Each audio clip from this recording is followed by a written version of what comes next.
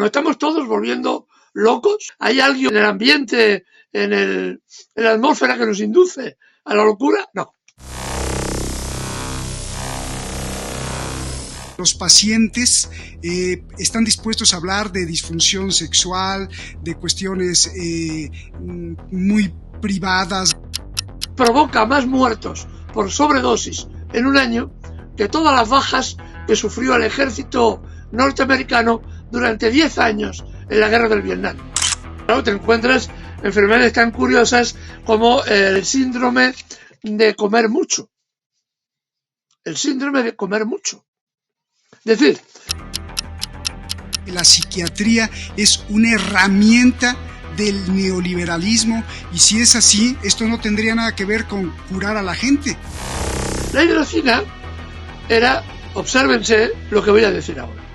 Los norteamericanos, cuando ganaron la guerra mundial, encontraron amplísimos depósitos de un propelente que se utilizaba para las V1 y las V2, los misiles aquellos que lanzaban los nazis contra Inglaterra. De aquí podemos sacar un antiansiolítico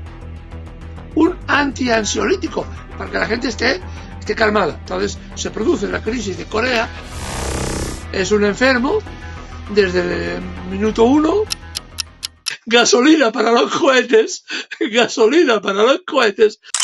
Así que si a uno le gusta, a los españoles, el buen jamón, y uno come el buen jamón con una buena botella de vino una vez a la semana, por favor, estamos ya todos locos y tenemos que ir al psiquiatra para que nos recomiende hacer dieta, o bien que nos den una pastilla para no comer, o yo qué sé. Dependes del contexto social, si estás solo, si no estás solo, si tienes amigos, si no tienes amigos, si la familia te apoya, si no te apoya. Ahí. Si te gusta el chorizo o no. Efectivamente. O sea, no psicosis, sino por si te va a dar psicosis, ya también puedes tomar. Es que está de comedia negra, ¿no? O sea, no solo nos quieren más tontos, sino también nos quieren más locos, o nos necesitan locos. ¿Se podría considerar un arma de destrucción masiva?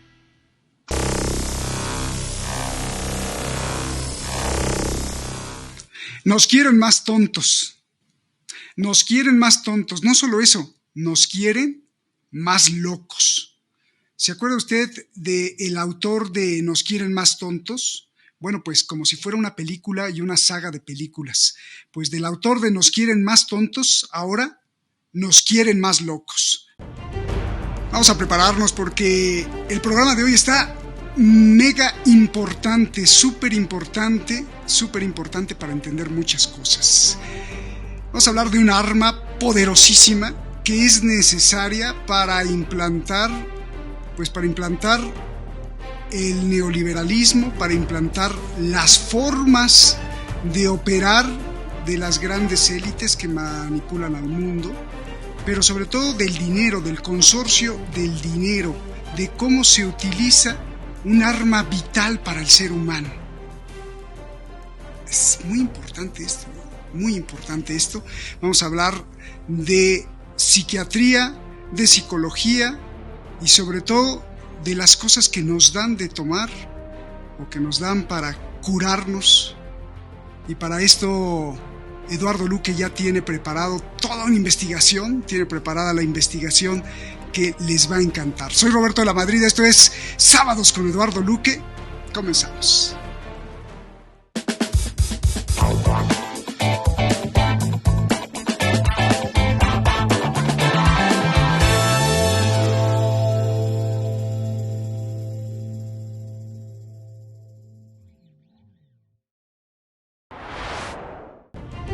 Muchísimas gracias, como siempre. Gracias por estar detrás de la razón. Gracias por apoyarnos con todos los programas para defender la causa palestina, para protestar por el genocidio que está haciendo Israel. Nos censuraron los últimos 2, le pusieron restricciones, pero gracias a ustedes ahí siguen. Muchísimas gracias. Vamos directamente con Eduardo Luque, y hasta ahí te estamos viendo. Muchas gracias por estar aquí con nosotros. Este tema es fascinante porque primero Nos quieren más tontos, pero ahora, y del creador de los Nos quieren más tontos, como si fuera una saga de una película, ahora nos quieren más locos, y te voy a empezar a preguntar por ahí si nos quieren más locos o en realidad es que estamos locos o nos quieren llevar a la locura. ¿Cómo es esto y cómo entender todo esto? Porque es extenso y muy complejo el tema, que incluso cuando tú vas, estaba leyendo parte de tu artículo, Eduardo, y se me hace increíble, cuando tú vas desesperado en busca de ayuda a un doctor, resulta ser que por ahí puede estar el secreto y entender la clave. Adelante, Eduardo, por favor, nos quieren más locos. Dos cosillas antes de comenzar. Son las terribles cifras de hoy. 34.971 asesinados en Gaza en el día de hoy. Hasta el día de hoy, 78.541 heridos, 11.000 desaparecidos. Este es el balance hasta el día de hoy de la agresión del ejército israelí contra el pueblo gazatí. Este es el primer pensamiento que nos viene a la cabeza. Y el segundo, una anotación que me hicieron llegar los espectadores cuando el día pasado hablábamos del aprendizaje precoz y de la necesidad de pasar de aprendizaje precoz a alguna persona con muy buen sentido común. Por cierto, me hacía una pequeña reconvención y era verdad. El aprendizaje precoz es muy útil, es utilísimo, es imprescindible en aquellos niños o aquellas niñas que tienen algún tipo de déficit al nacer y inmediatamente se les ha de trabajar para que puedan superar estos déficits que pudieran tener e incorporarse, digamos, a la vida general, ¿no?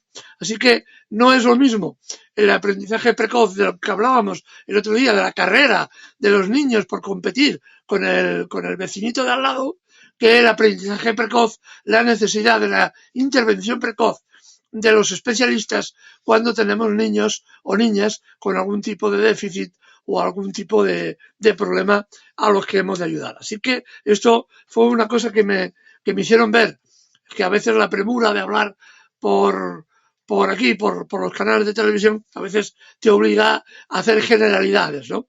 Y a veces nos dejamos estos puntos concretos, ¿no? Pues bien, el tema de hoy que vamos a hablar efectivamente es un tema que tiene relación con lo anterior.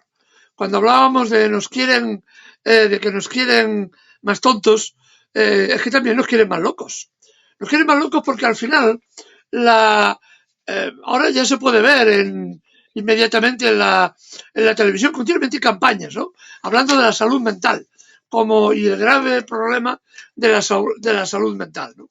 Y esto es evidente. Hay países, por ejemplo, como tienen auténticos problemas de índole social, como Estados Unidos, por el tema del fentanilo, que es una enorme carga social para la población estadounidense, que provoca más muertos por sobredosis en un año que todas las bajas que sufrió el ejército norteamericano durante 10 años en la guerra del Vietnam.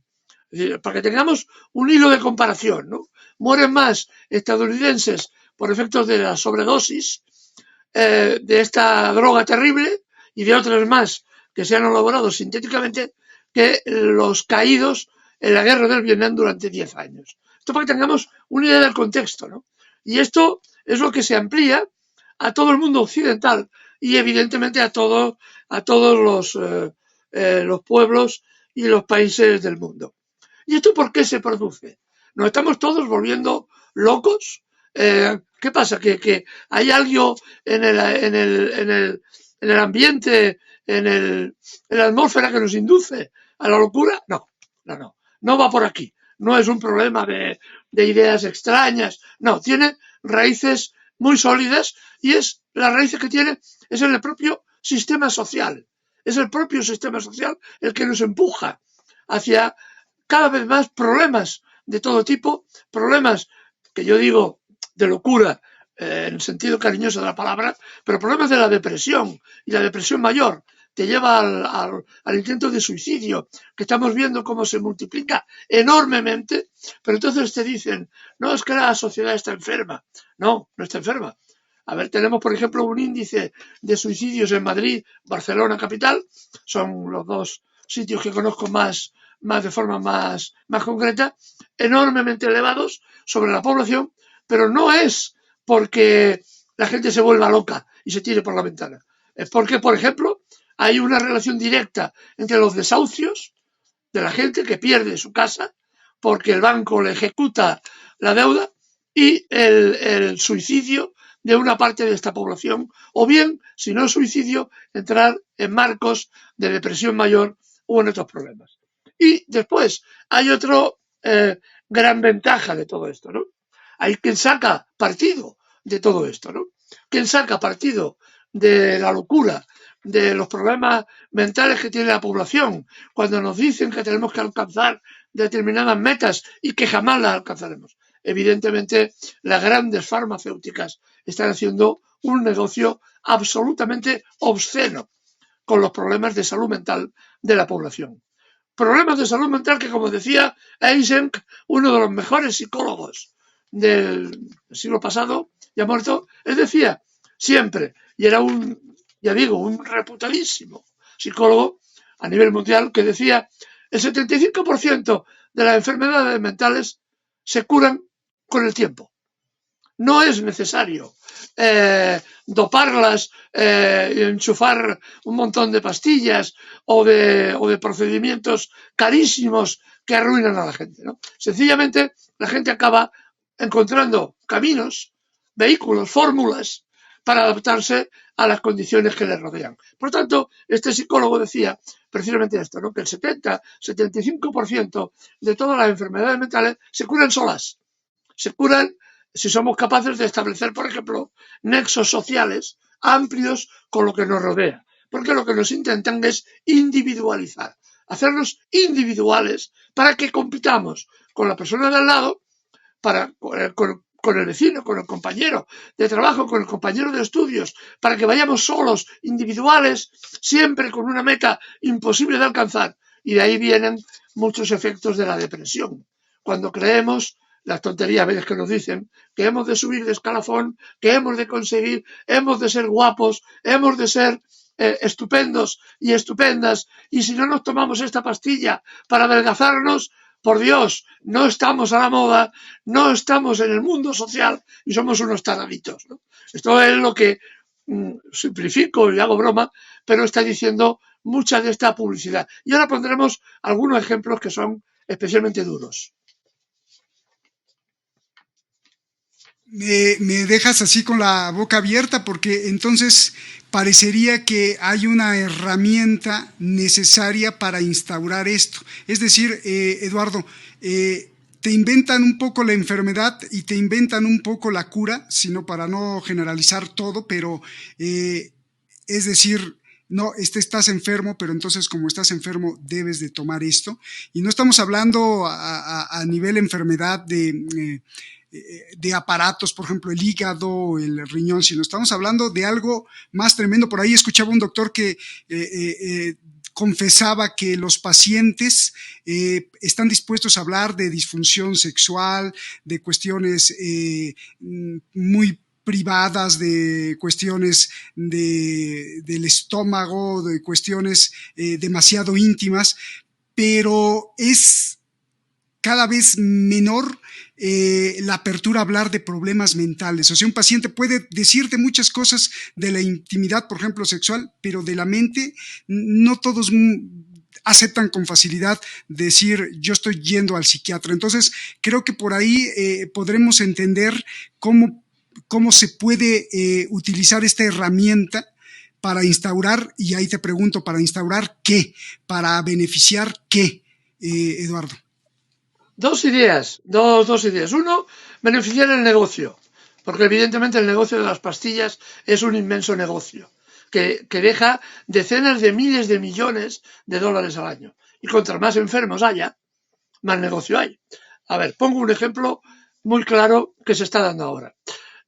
Hay una auténtica epidemia de no es una enfermedad, porque no está catalogada como enfermedad, sino síndrome, que es el TDAH, trastorno de déficit de atención por hiperactividad. Entonces se suele dar en un porcentaje de niños y niñas limitado en el tiempo y no tenía mayor problema, sino que son niños movidos, que a veces cuesta disciplinarlos, que tienen a veces problemas escolares porque no se adaptan demasiado bien al entorno rígido escolar, etcétera, etcétera, etcétera. Pues bien, esta epidemia, este síndrome, se ha multiplicado en algunos países por el 400%, de golpe, de golpe. En otros menos, solo el 200%, el 120%, el 80%, por ahí hay algunos países que han sido extraordinarios, ¿no? Es decir, ¿cómo es posible que los niños hayan enfermado, tengan este síndrome y antes no se lo hubiera detectado, ¿no? En España, por ejemplo, me parece que estamos con una subida de en torno al 40%, un nivel impresionante. Bueno, pues la clave es muy simple. Se sacó un vademecum, un libro, donde todos los psiquiatras, digamos, tienen un listado de enfermedades mentales para consultarlo como guía de consulta. Es el DSM-4, DSM-1, DSM-2, DSM-3, DSM-4, ahora vamos por el DSM-5 o DSM-6 y después hablaremos de eso. En este libro figuraba que el DSM-5, que a partir de ahora un niño que sea movidito, que no atienda en clase, que tenga problemas de relación, etcétera, bajo una pauta determinada, con 5 años ya se le pueda detectar y se le pueda catalogar que tiene un déficit de atención por hiperactividad, TDAH, que es lo que se suele decir, ¿no? Bien, antes, cuando yo ejercía, teníamos niños con alguna de esas características que después no tenían ningún problema, pues era cuestión de adaptar también las clases. Pero entonces, digamos, el baremo era 8-12 años. A partir de 8-12 años era cuando se podía decir que un niño podía tener esta dificultad que a lo mejor le impedía avanzar más en los estudios. Ahora se ha rebajado a 5 años, 5 añetes. Los niños casi no saben leer. El síndrome estaba muy unido a la capacidad de lectoescritura. Ahora, como a los 5 años hay muchos niños que todavía no saben leer, pero ya se les dice a los padres que tienen este síndrome. Evidentemente, los padres que buscan lo mejor para sus hijos van rápidamente de psiquiatra en psiquiatra, de médico en médico y al final de pastilla en pastilla. ¿Y esto qué implica? Este niño que ha comenzado a los 5 años tomando Rubifen, una de los medicamentos que se daban antiguamente, se va a pasar prácticamente toda su vida tomando esa misma u otra medicación para ese tipo de problema.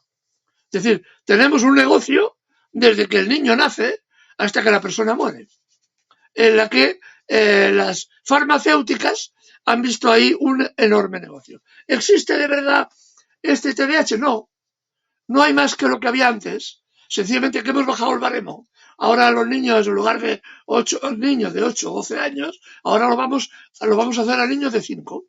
Por lo tanto, hemos abierto el negocio. Y ahora decimos, además, que para no hay que ser tan estricto como éramos antes. Cuando un niño tenía problemas de lectoescritura, se buscaba que no fuera problemas, a veces eran problemas sencillamente de gafas. El no tener gafas implicaba determinados cambios de comportamiento. Entonces, ahora ya no es necesario investigar tanto. Cuando un niño es movidito con 5 años, a mí que me expliquen que el niño con 5 años no es movidito, porque si no es movidito, entonces sí que tenemos un problema. Este niño está malito. Pues bien, pues si el niño es movidito, este niño ya es un enfermito que hay que tratar con una pila de pastillas de psiquiatras y hacer negocio de aquí hasta que esta persona sea adulta y se muere. Este es uno de los ejemplos.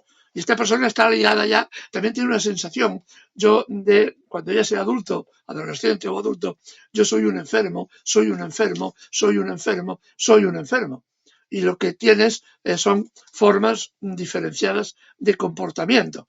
A ver, Eduardo, lo que me estás diciendo es que la psiquiatría, porque, bueno, no sé en España, por ejemplo, en México, el psicólogo no puede recetar o prescribir pastillas, sino tiene que ser el psiquiatra, pero en Estados Unidos el psicólogo sí te receta. ¿Estás diciendo que la psiquiatría o la industria antes de entrar a la industria, ¿la psiquiatría es uno de los tentáculos del neoliberalismo? ¿Estás diciendo que la psiquiatría es una herramienta del neoliberalismo? Y si es así, esto no tendría nada que ver con curar a la gente, sino que, paso 2, me estás diciendo que están clientilizando, si existe ese verbo, de hacer cliente de un producto ya desde niño, vía lo más infame, haciéndolo creer que está enfermo o, aunque estuviera enfermo, haciéndolo adicto a la pastillita y haciéndolo adicto a la idea de que está enfermo. O sea, esto es macabro, Eduardo. Sí, sí, es absolutamente espeluznante, pero pensemos una cosa, que esto viene del antiguo, esto no es tampoco un invento moderno. Mirad, yo a ver si propongo este mismo ejemplo. Es muy poco conocida una enfermedad que se llamaba drapetomanía. La drapetomanía era una enfermedad que sacó un psicólogo reputado en su época, siglo XIX, Samuel Anthony Carwin, que consistía en que el señor no se explicaba cómo era que los esclavos que tenía bajo su control tuvieran ese deseo de escaparse. Como eso para él era inconcebible, porque Dios le había dado el don y el poder para poner la rodilla encima de sus esclavos si lo quería, entendió que eso no era normal y que todos los esclavos que se intentaban escapar tenían esa enfermedad, la drapetomanía, ¿vale? Entonces, a partir de ahí se aplicó técnicas para disuadir a esos esclavos normalmente negros que intentaban huir y en busca de la libertad y en busca de mejores condiciones de vida. Una la primera, este doctor, y además muy reputado en su tiempo, imponía 2 métodos de curación. Primero, 60 latigazos. Y si el esclavo, después de los 60 latigazos, no más, entre 40 y 60, no más, depende si era mujer o hombre, porque tampoco era conveniente matarlo, porque si se mataba, claro, el pobre hombre se curaba de la enfermedad, pero de forma bastante radical y sobre todo no era negocio. Por tanto, si se volvía a escapar el esclavo, entonces se le aplicaba otra medida que también le ayudaba a sanar completamente. Se le cortaban algunos dedos del pie para que no pudiera huir. Esto es la base de la psicología. La base de la psicología, en este caso, no había psiquiatría en aquel momento. La base de la psicología consistía en cómo conseguimos que la gente se adapte a las condiciones de vida que hay y que no proteste, que no diga nada y que acepte como normal cosas que son absolutamente aberrantes, ¿no? Cosas como son. Entonces, la fórmula para hacerlo es precisamente la utilización de la psiquiatría o de la utilización de los fármacos. Por ejemplo, otro ejemplo ya del tiempo moderno, ¿no? En torno a la época, a los años 60, si recordamos, hubo la crisis de los misiles. Hubo una tensión como la que estamos viviendo ahora. Realmente angustiosa, porque no se sabía si el siguiente minuto sería el fin del mundo, ¿no? Los rusos y americanos se tiraran misiles unos contra otros. Entonces, alguien que fue muy espabilado, encontró un remedio para eso y lo hizo masivamente en Estados Unidos, que fue uno de los países que más asustados estaban por el peligro de guerra nuclear, ¿no? Que fue la hidracina. La hidracina era, obsérvense lo que voy a decir ahora. Los norteamericanos, cuando ganaron la guerra mundial, encontraron amplísimos depósitos de un propelente que se utilizaba para las V1 y las V2, los misiles aquellos que lanzaban los nazis contra Inglaterra. Bien, el propelente, es decir, el impulsor, era una sustancia que se llamaba hidracina. Cuando llegaron los americanos a Europa, se encontraron grandísimos depósitos de hidracina que pudieron comprar a precio de saldo, pero no sabían qué hacer con eso. Hasta que un químico dijo, hombre, de aquí podemos sacar un ansiolítico. un antiansiolítico para que la gente esté calmada. Entonces se produce la crisis de Corea, la crisis de los misiles y se comienza a vender este antiansiolítico, el Legartil, me parece que se llamaba en aquel momento, el Legartil, como una cosa que ayudaba a la gente a relajarse. Es decir, la gente estaba asustada por la guerra de Corea, guerra de Vietnam, conflicto con los misiles en Cuba, etc. Solución que da el sistema. No acabar la guerra, no hacer la paz, sino lo que hago es dopar a la población, la dopo, hago un negocio impresionante porque coloco los stocks de hidracina que tenía, que no sabía qué hacer con él, dopo a la población y, como diría el refrán, pelillos a la mar y vamos a hacer negocio, que esto es lo que únicamente importa. Estos son dos ejemplos de cómo se ha utilizado la psicología, la psiquiatría, precisamente para mantenernos a todos quietos y bien alineados con lo que nos dicen. Porque claro, ahora nos dicen, es que tú haces esto, es que este niño que se levanta en mitad de la clase 10 veces y se molesta al compañero, es que tiene el TDAH, ¿no? A ver, tú ves que en una clase tienes un comportamiento atípico, se lo pones en manos de, oye, mira, lo comentas con el psicólogo, si es que hay, y el psicólogo ya rápidamente le pone el San Benito, ¿no? Claro, sin preguntarle, como ha pasado muchas veces, que los padres se estén divorciando, que el niño tiene una situación familiar terriblemente angustiosa o que sencillamente el niño no come. Hemos encontrado muchas veces este tipo de referencias, ¿no? Y en cambio rápidamente entraba en el psiquiatra recetando cualquier cosa cuando el problema era realmente pues dificultades en la vida cotidiana de, en fin, cosas que pasan en las familias, ¿no? Esto es la realidad que estamos viendo, cómo nos intentan aislar y cómo nos intentan bloquear unos y otros, ¿no? Y esto es uno de los ejemplos, pero hay más. Hay un infinito número de ejemplos, ¿no? Es porque la psicología, la psiquiatría más bien, es un arma más de la lucha de clases.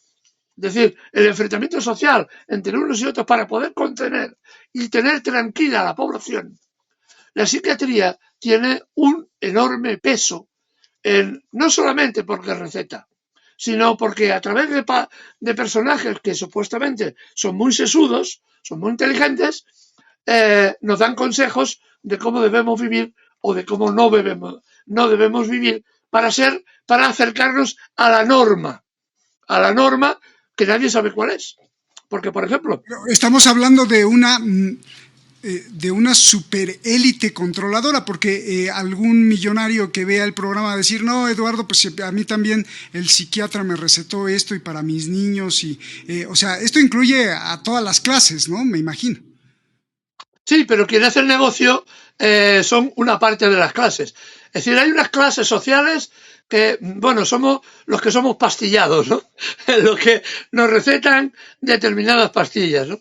Y hay otras clases sociales, otros señores que trabajan para esas clases sociales, que trabajan para ellos. No quiero decir que todos los psiquiatras sean exactamente iguales, ¿eh? No quiero decir, por ejemplo, hay libros que analizan el tema del TDAH, u otras enfermedades parecidas que son muy, muy críticos precisamente con la utilización de determinadas técnicas en los contextos escolares, ¿no?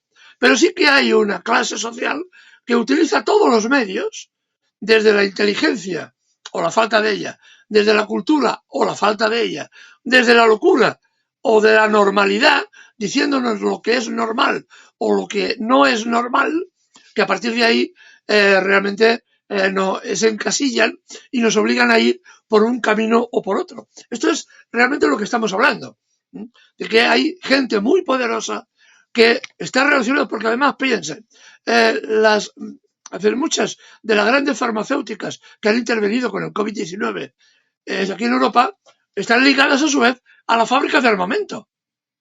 Y están ligadas después a la campaña electoral del señor Joe Biden o del señor Trump o del señor, el que fuese, señor Macron. Claro, sí, yo me acuerdo que Donald Rumsfeld, el secretario de Defensa, estaba ligado, era uno de los principales accionistas de los laboratorios que hicieron el famoso Tamiflu, aquella pandemia del 2008 o 2009, y resulta ser que él era uno de los principales ahí que metía y sacaba dinero. Estoy fascinado, antes de hacerte la pregunta de cuál es la clave y si todo esto tiene sustento científico, teórico, estoy fascinado con la descripción de los problemas que estás haciendo y que estás dejando claro que la psiquiatría ya no solo es herramienta, sino es una arma, es el arma predilecta para poder ir controlando y algo infame, Eduardo,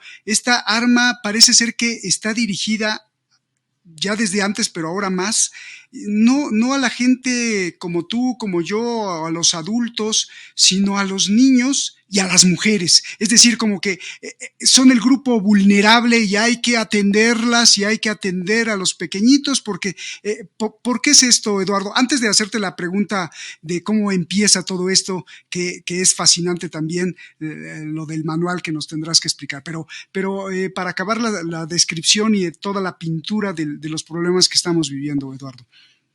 Fundamentalmente, ¿por qué los niños? Porque es un negocio. Un niño es un niño que toma pastillas sin necesidad, es un enfermo desde el minuto uno y seguirá siendo enfermo de una forma o de otra, ligado a este tipo de pastillas o medicación, esa u otro tipo, después variará, me imagino, con el tiempo, hasta prácticamente el momento de su muerte, ¿no? Por lo tanto, tenemos un paciente asegurado o casi asegurado a lo largo de toda la vida.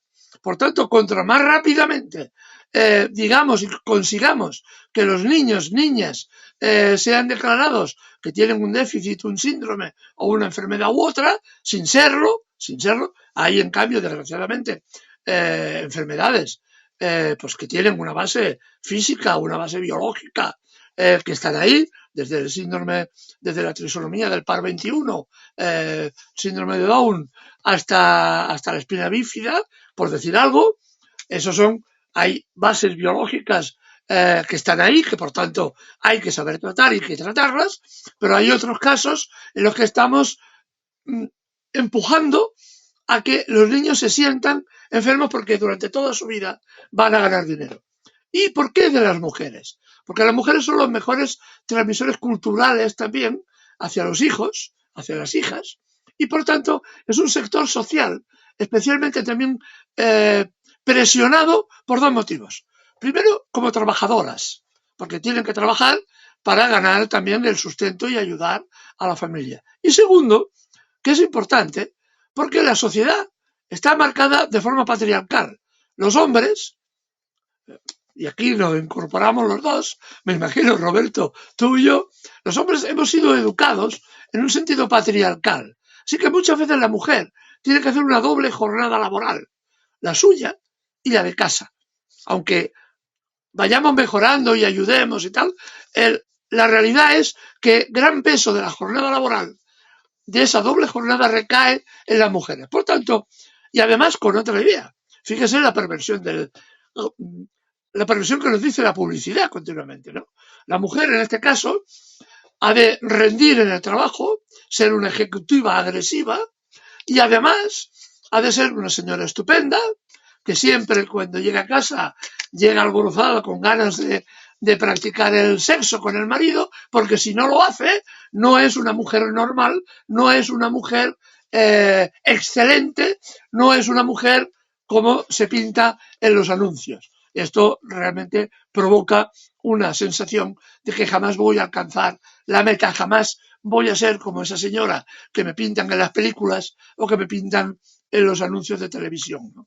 Y esto es un elemento que provoca que sean las mujeres de los mayores consumidores de antiansiolíticos por encima de los hombres, por encima de los varones. Esto es muy generalizado, ¿no? Precisamente se achaca a esta doble presión que reciben como trabajadoras y como miembros importantísimos de la unidad familiar, ¿no? Esto también es otro de los elementos que hay que tener en cuenta.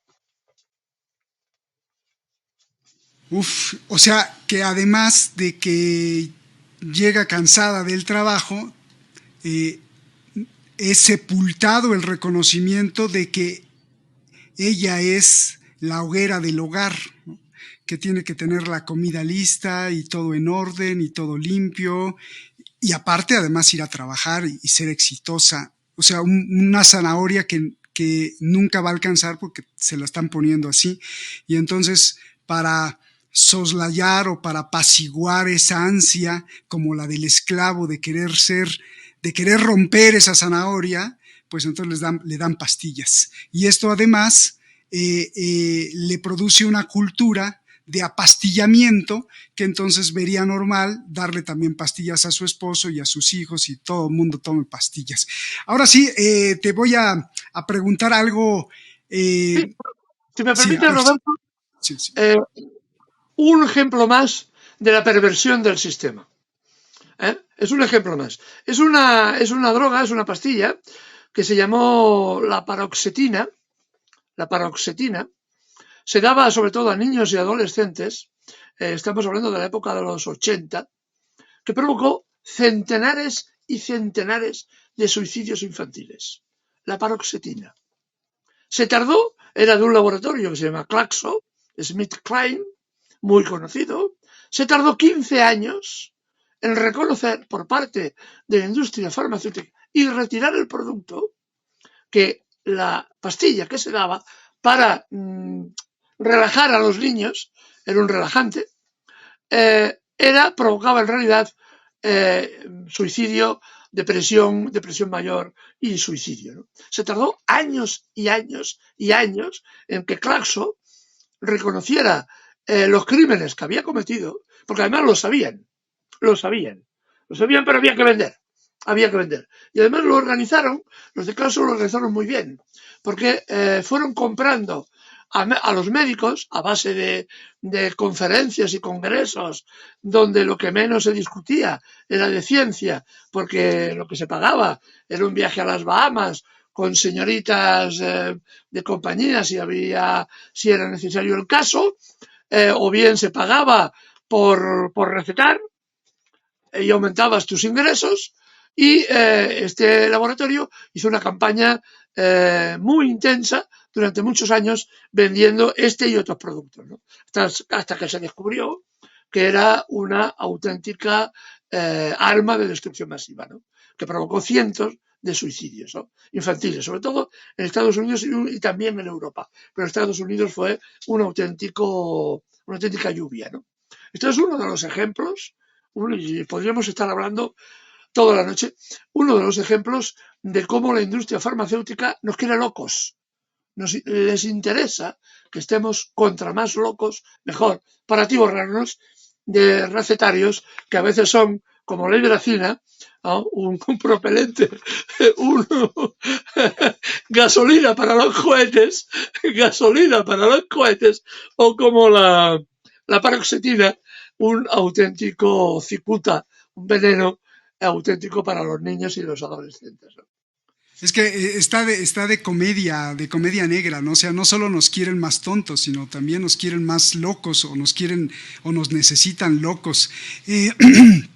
A ver, Eduardo, seguramente algún psicólogo nos estará viendo, y como él, millones psicólogos o psiquiatras que podrán decir: Eduardo y Roberto, no sean ignorantes, porque lo que ustedes están diciendo es una farsa y es falso, porque yo trato a un niño o yo trato a una persona que se orina en la cama o que sale corriendo de la clase asustado y no sé qué, y es que tiene esquizofrenia o es que tiene trastorno de déficit de atención, porque es un hiperactivo.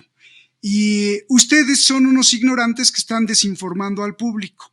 Y yo, doctor, que te estoy viendo, Eduardo, y a ti, Roberto, para no solo decirte a ti, par de ignorantes, les demuestro que ustedes son ignorantes, porque mira, Eduardo, aquí tengo un libro que dice que si el niño hace tal cosa por lo menos 3 veces por semana y se repite y se repite y se repite, tiene esto.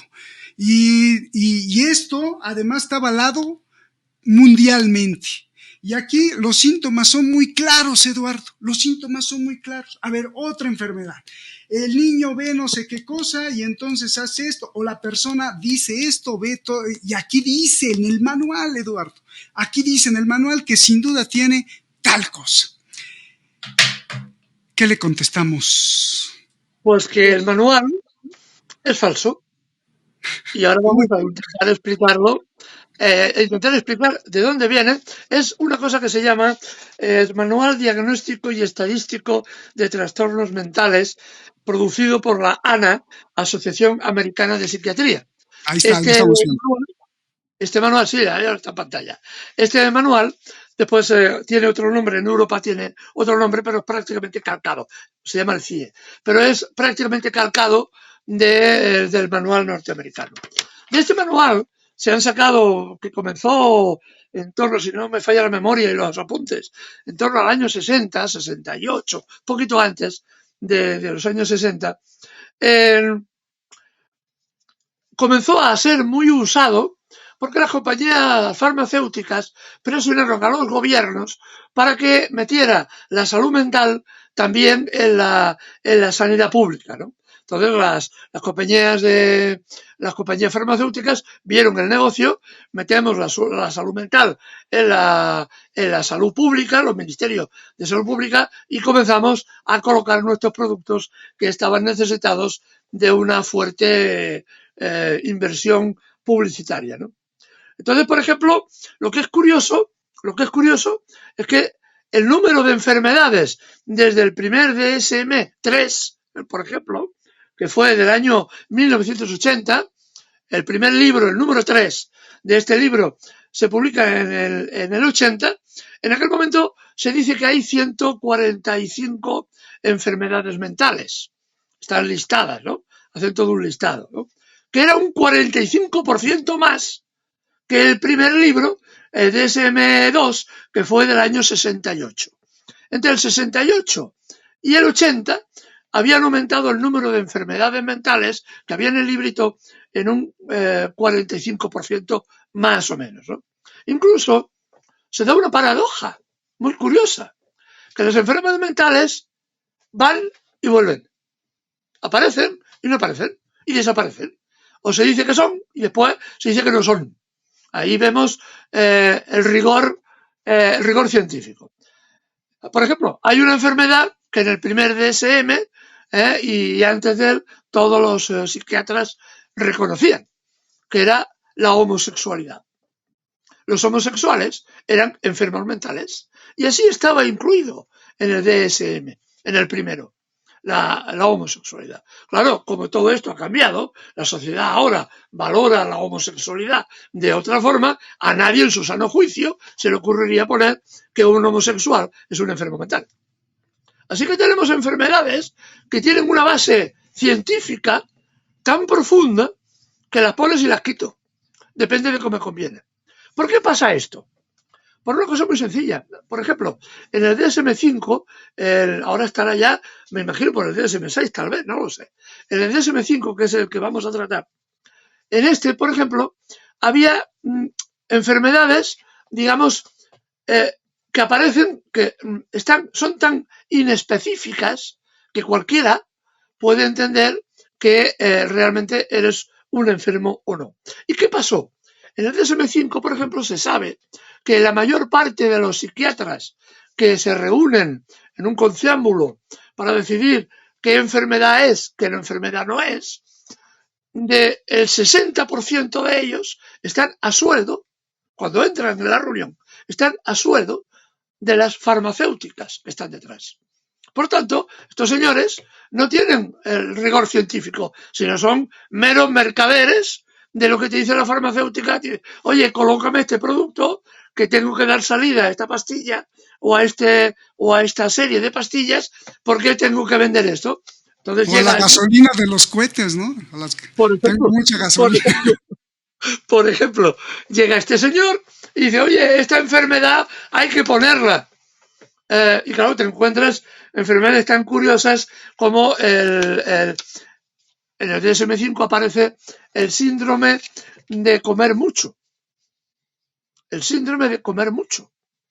Es decir, según tengo aquí los apuntes, hay que consultarlo, quien quiera que lo consulte en el librito, está por internet, se puede sacar, además, se puede sacar por internet. Si uno come opíparamente, hay que saber qué significa opíparamente, porque para lo que, yo qué sé, para un indígena de Papúa Nueva Guinea, comerse a un señor que ha cazado en la selva es opíparo, comérselo entero. Para un occidental, opíparamente, pues a lo mejor es otra cosa. Es comer como hacen estos chefs tan famosos que vas a comer y dicen, es decir, todo en la carta y nada en el plato. ¿No? Te ponen un plato inmenso con una cosita chiquitita que está muy rica, pero cuando acabas de comer, dices, me ha costado 300 euros y ahora que me den un bocadillo de chorizo porque me he quedado con hambre. Claro, ¿qué es opíparo? ¿Qué es opíparo? Pues bien, en este caso, comer opíparamente X veces, primero una vez por semana durante 3 meses consecutivos, una vez a la semana durante 3 meses consecutivos. Así que si a uno le gusta, a los españoles, el jamón, el buen jamón, y uno come el buen jamón con una buena botella de vino una vez a la semana, por favor, estamos ya todos locos y tenemos que ir al psiquiatra para que nos recomiende hacer dieta o bien que nos den una pastilla para no comer. O yo qué sé. Esto lo explico en plan de broma, pero es que es así. Es que es así. Es que, como es tan específico, vaya usted a saber quién interviene, quién interpreta el qué. No es lo mismo, por ejemplo, que el tema de la bulimia o de la anorexia.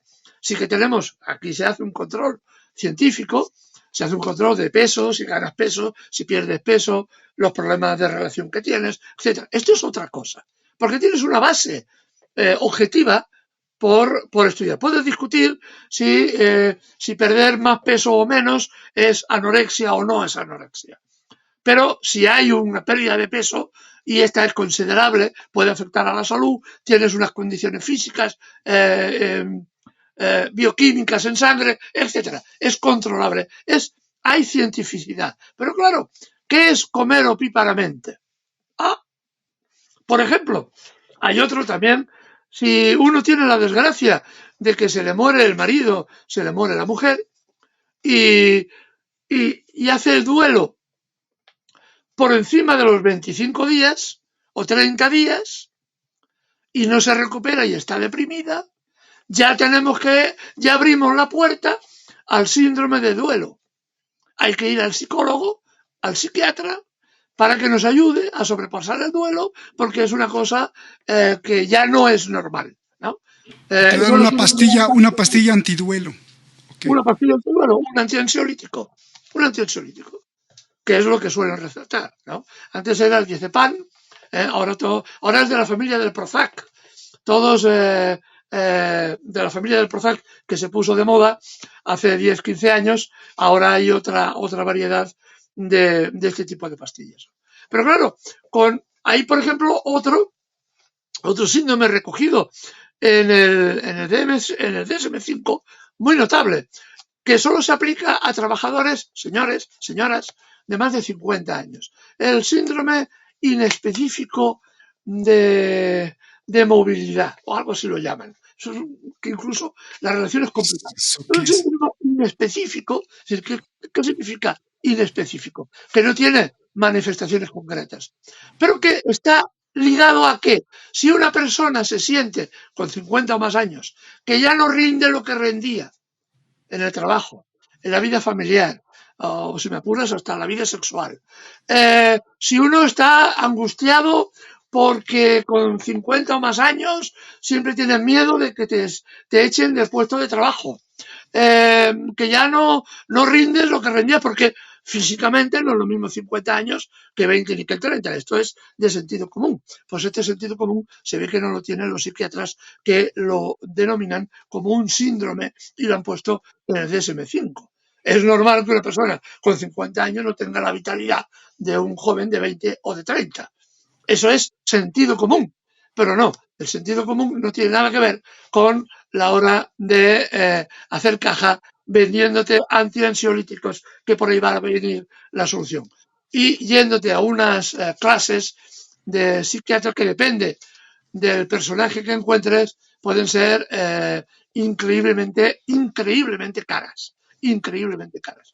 Y que conste que hay métodos porque la psicología, a pesar de lo que digan algunos, de mi humilde punto de vista, no es una ciencia, es un conjunto de técnicas. ¿Por qué? Porque no tiene una base referencial física en cuanto a que el cerebro, si yo tengo una depresión, antes se decía que es una depresión porque tal parte del cerebro tiene unas neuronas, no acaban de encajar bien, etcétera, etcétera.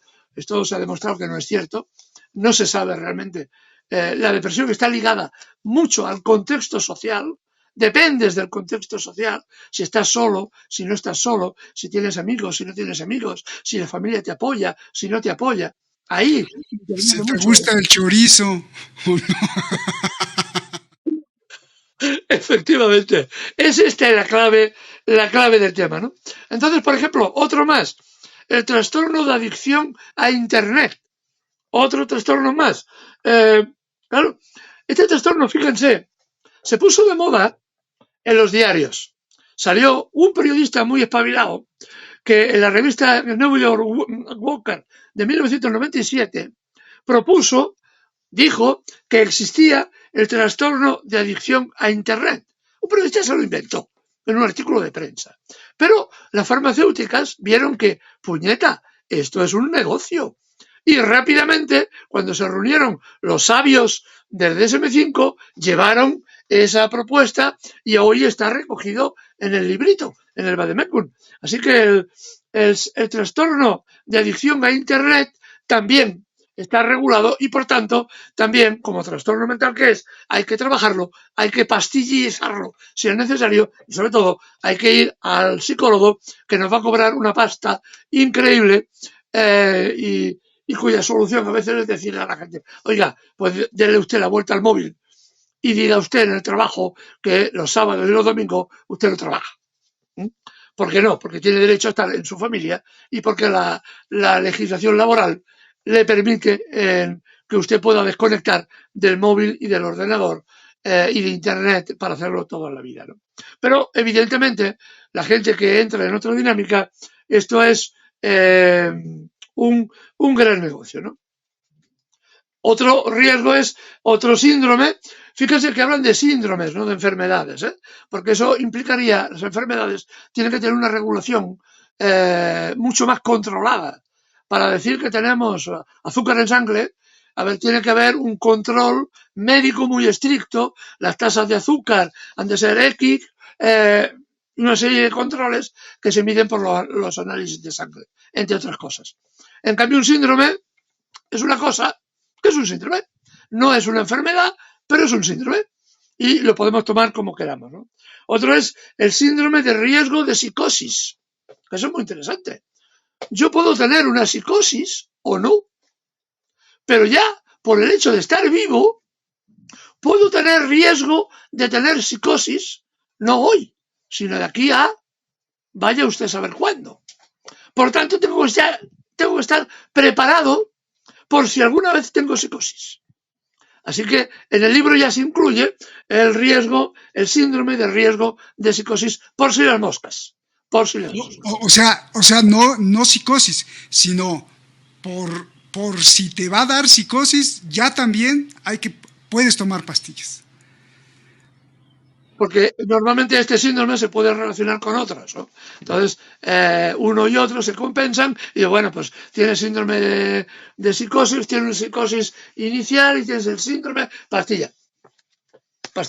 O tratamiento, que viene a ser el caso. Claro, todas estas cosas, dices, realmente, ¿a qué conducen? Conducen efectivamente a que tenemos una sociedad enormemente, con una enorme cantidad de pastillas, de neurosedantes, de excitantes, estamos drogados con una enorme cantidad de pastillas y no ya solo estímulos por la televisión, sino de pastillas que vienen precisamente porque nos intentan controlar todo lo que pueden, ¿no? Es decir, la gente, para poder vivir el estrés que vivimos continuamente, tiene que recurrir a lo que sea. Y como el sistema no te ofrece soluciones, no te ofrece una plaza pública donde hablar tranquilamente con la gente por la tarde, no.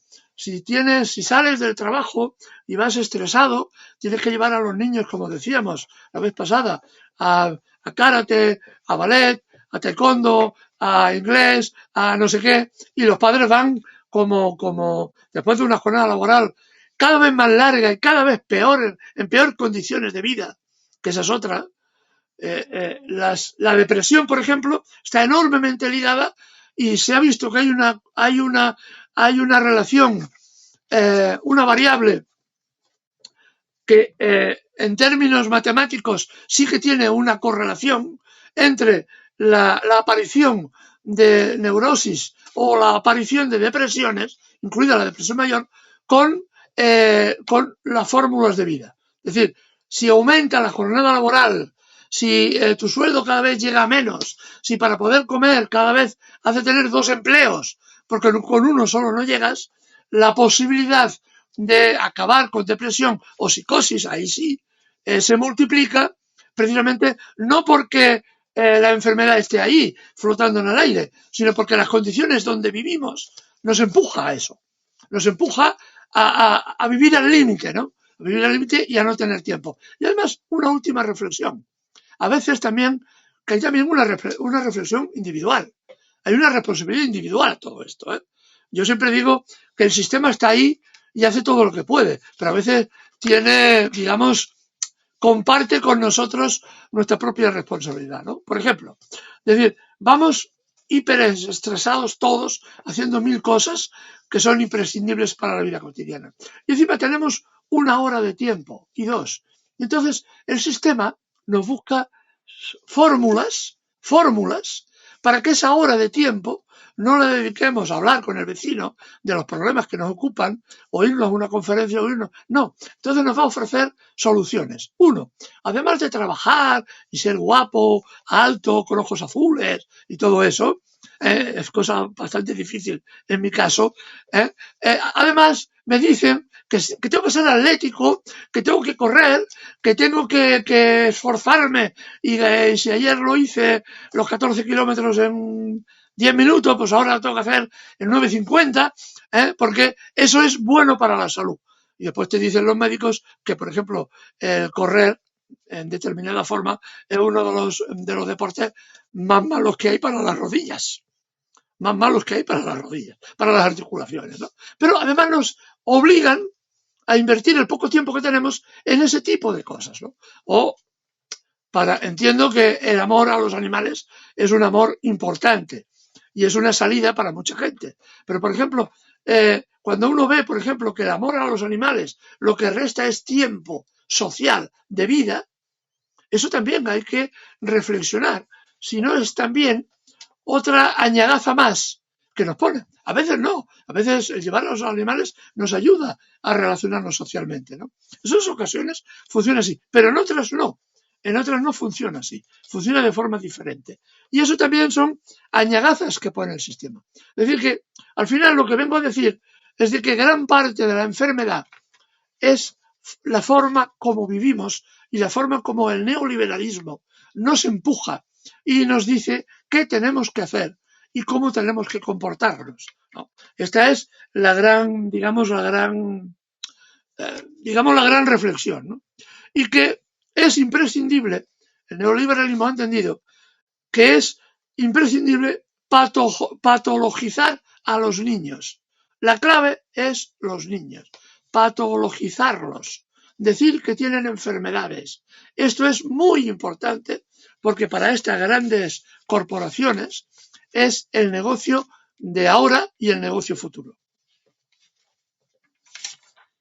No solo controlar y manipular, también hacerte adicto a consumir, ¿no? A consumir. Ahora que estabas hablando del amor a los animales, digo, me encantan los animales y desde pequeño he tenido pues una ardilla, un cotorrito, lo que sea, pero me da tanta angustia o furia contra este tipo de corporaciones cuando veo en los centros comerciales que va una señora con una carriola o con un carrito más bonito, más caro que para un bebé, y adentro van dos perritos ahí que ya los hicieron vagos, ¿no? Que ya los hicieron.